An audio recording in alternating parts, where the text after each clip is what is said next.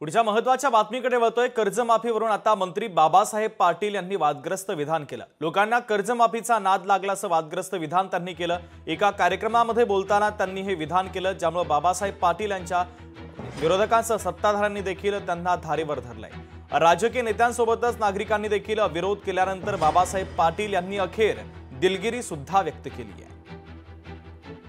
लोकांना कर्जमाफीचा नाद लागलाय, आम्हाला निवडून यायचे पण तुम्हाला काहीतरी निवडणुकीत आश्वासन देतो। लोकांनी ठरवायला पाहिजे अगोदर काय मागायचे।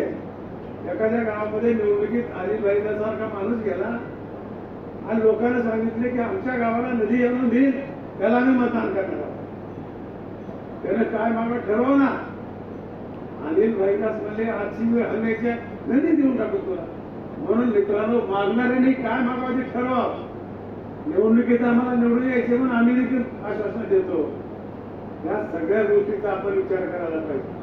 काल जळगाव येथे एका बँकेच्या उद्घाटनाच्या निमित्ताने गेला असताना आपल्याला ग्रामीण भागामध्ये अर्थव्यवस्था जर मजबूत करायची असेल तर शेतकऱ्यांनी दुधाकडे वळावं। अर्बन बँक पतसंस्थेने देखील या शेतकऱ्याला कर्ज द्यावं। ह्या योजना फक्त कर्जमाफीमध्ये बसत नाहीत, एवढंच माझ्या पाठीमागेला म्हणण्याचा उद्देश होता। कोणाच्या भावना दुखावल्या असतील मी त्याबद्दल दिलगिरी व्यक्त करतो। लोकशाही मराठी ऐका, पहा, जागरूक रहा।